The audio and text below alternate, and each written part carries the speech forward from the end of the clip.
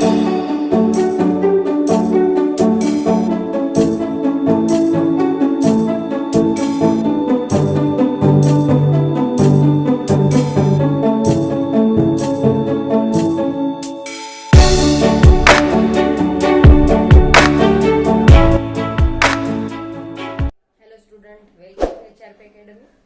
की वीडियो में हम चैप्टर सेकंड 9th का पॉलिनोमियल में एक्सरसाइज 2.1 स्टडी करने वाले हैं, जिसमें क्वेश्चन नंबर फर्स्ट है which of the following expression are polynomial in one variable and which are not, state your reason.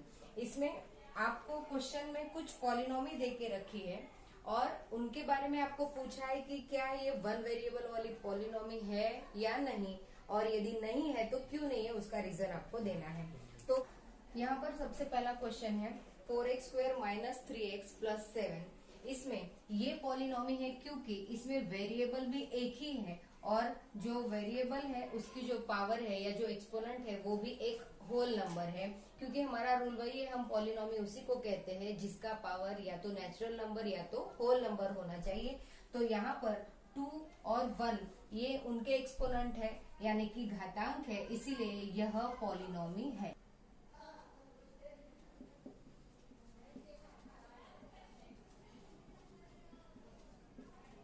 Then second में देखेंगे तो यहाँ पर है y स्क्वायर प्लस √2। तो इसमें भी y एक सिंगल वेरिएबल है और उसकी जो पावर है वो 2 है, इसीलिए हम इसे भी कहेंगे it is a polynomial. Then third को देखेंगे तो आप खुद ही ऑब्जर्व कर लिए होंगे कि क्या ये पॉलिनोमी है या नहीं। बिल्कुल सही सोचा आपने, ये पॉलिनोमी नहीं है क्योंकि it is not a polynomial।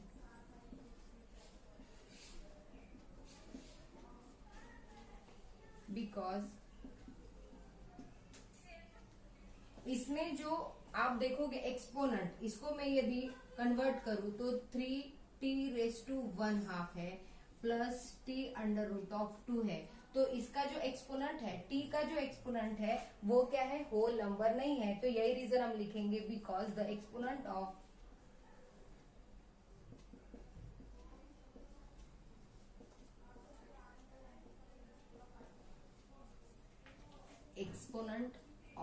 variable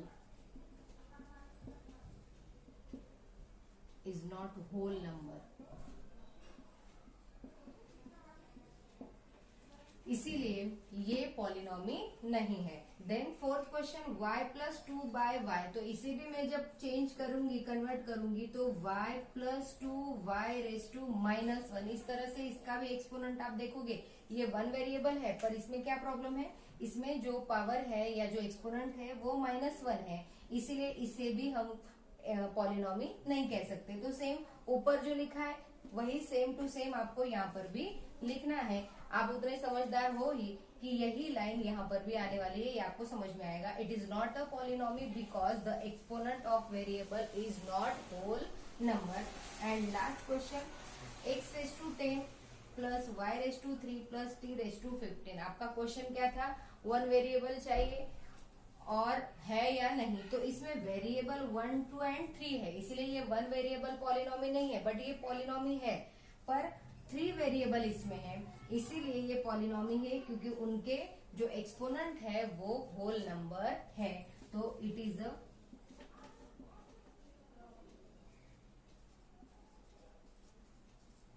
three variable polynomial. इस तरह से आपको आज अच्छे से समझ में आ गया होगा कि हम किसे पॉलिनोमी कहेंगे और किसे पॉलिनोमी नहीं कहेंगे। Then next second question, write the coefficient of x square in each of the following. मतलब यहाँ पर आपको जो पॉलिनोमी दे के रखी है उसमें जो x स्क्वायर वाली टर्म है उसका गुणांक यानी कि कोएफिशिएंट आपको लिखना है। तो बहुत सिंपल है, यहाँ पर मैं पहले ही लिख देती हूँ कोएफिशिएंट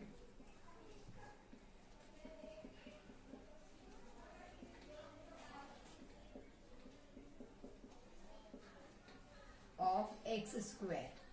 तो यहाँ पर नीचे आप लिखते जाएंगे इस क्वेश्चन में इस तरह से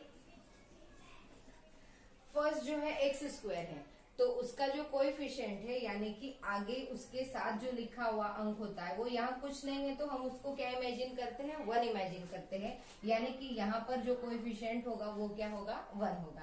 देन इन सेकंड क्वेश्चन, यहाँ पर ये रही टर्म आपकी एक्स स्क्वायर और इसमें उसका जो कोएफिशिएंट है वो यहाँ माइनस साइन नजर आ रहा है, पर नंबर कुछ नहीं है, इसका मतलब वो क्या है, -1 है। देन इन थर्ड क्वेश्चन, यहाँ पर जो एक्स स्क्वायर है यहाँ है और उसका जो कोएफिशिएंट है π/2 है, तो हमें यहाँ π/2 लिखना होगा।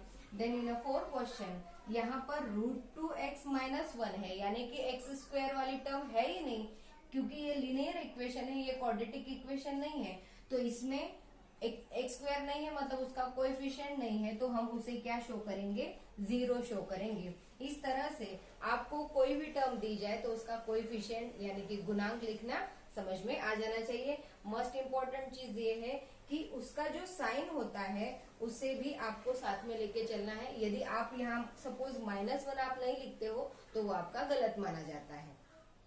Then next question number 3, give one example of each of a binomial of degree. Binomial means द्विपदी आप इसे कहते हो, द्विपदी सिंपली जिसमें 2 टर्म्स होती है, यानी कि 2 पद होते हैं, द्विपदी ऑफ डिग्री 35, जिसकी पावर क्या होनी चाहिए, घातांक होना चाहिए 35, end of a monomial of degree 100। Monomial यानी एक पदी आपको लिखनी है जिसमें एक ही टर्म होती है, जिसकी पावर क्या होनी चाहिए, 100 होनी चाहिए।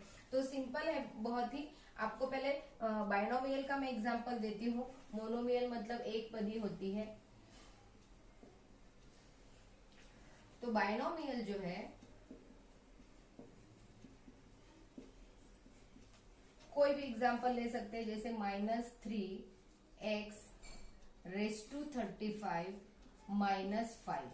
आप कोई भी एग्जांपल लिख सकते हैं, आपका जो जी करे आप कोई भी नंबर ले सकते हो, रियल नंबर।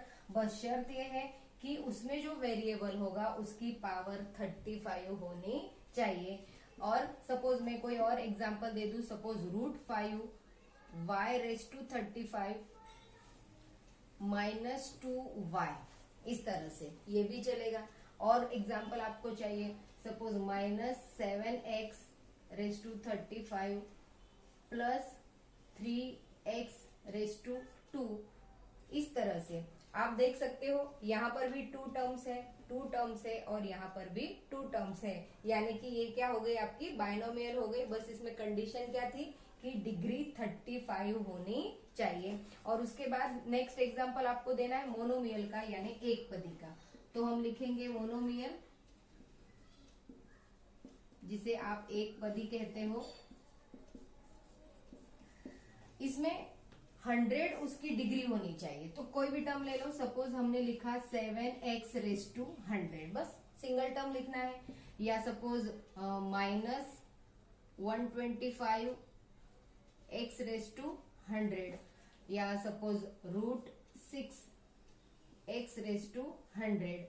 इस तरह से कई सारे एग्जाम्पल लिखकर आप बाइनोमियल और मोनोमियल यानी द्विपदी और एक पदी को एक्सप्रेस कर सकते हैं। Next question, question number 4, write the degree of each of the following polynomial. यहाँ पर आपको कुछ पॉलिनोमी देके रखी है और उनकी डिग्री क्या है वो आपको लिखना है। डिग्री यानी कि उसका घातांक आपको लिखना है। तो question number first, 5x³ + 4x² + 7x। तो यहाँ जो पॉलिनोमी होती है उस पॉलिनोमी में आपको मैंने बताया था कि जो मैक्सिमम पावर होती है उसे हम उस पॉलिनोमी का डिग्री कहते हैं। तो यहाँ पर जो मैक्सिमम पावर है वो क्या है, 3 है। तो हम लिखेंगे डिग्री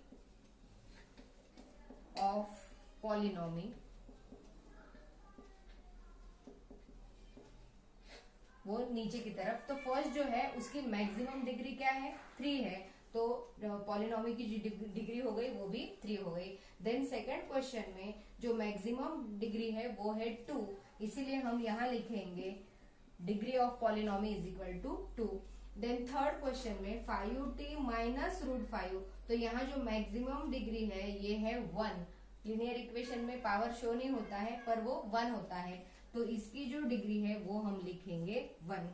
और जो फोर्थ है उसमें केवल कांस्टेंट दिया है। मैंने लास्ट टाइम आपको समझाया था, जब कोई कांस्टेंट लिखा जाता है तो वहां पर वेरिएबल नहीं है तो उसे हम इस तरह से इमेजिन करते हैं x⁻�0, क्योंकि आपने 8th क्लास में सीखा हुआ है किसी भी वेरिएबल की पावर यदि 0 होगी तो उसका वैल्यू होता है 1। और यहाँ पर सिर्फ 3 लिखा है और मैं x⁻�0 का वैल्यू यदि 1 पुट अप करती हूँ तो आपका 3 आंसर आता है। इसीलिए हम इमेजिन करते हैं कि कांस्टेंट 3 लिखा है, इसका मतलब x⁻�0 होगा। तो यहाँ पर ये जो पॉलिनोमी है इसका जो पावर है या जो डिग्री है वो क्या होगी, 0 होगी। ये जो छोटी छोटी चीजें हैं इनको आपको ध्यान से समझना है, क्योंकि बहुत बार क्वेश्चन जब सामने आता है तो आप समझ नहीं पाते हो और जवाब लिख नहीं पाते हो।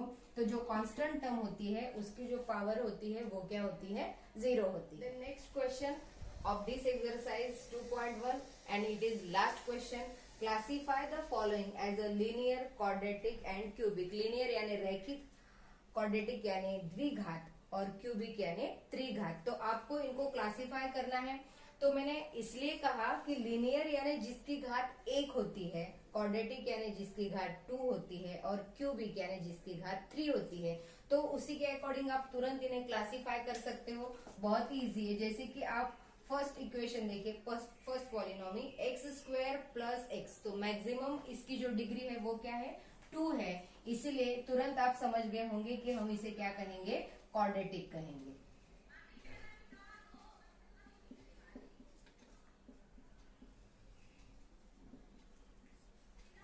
देन सेकंड में क्या है, x⁻x³, मैक्सिमम डिग्री कितनी है, 3 है, तो हम इसे कहेंगे क्यूबिक।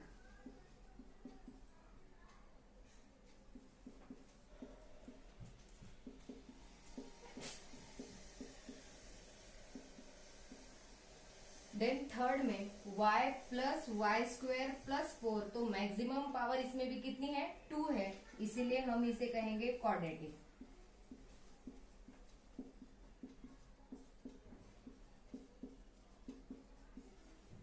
देन फोर्थ में 1 प्लस x, अब इसमें जो डिग्री है वो है 1, कुछ नहीं होता है मतलब 1 होता है, तो ये हो गया आपका लीनियर।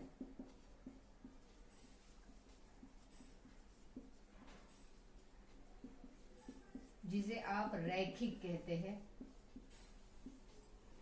देन फिफ्थ 3t, यहां पर भी कोई पावर नहीं है, मीन्स 1 है, तो इसे भी हम कहेंगे linear.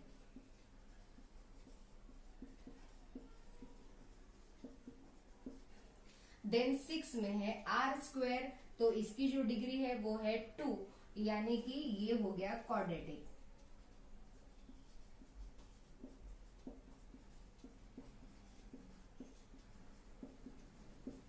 And then last question 7x³, इसकी जो डिग्री यानी पावर जो है वो है 3, इसीलिए हम इसे कहेंगे क्यूबिक।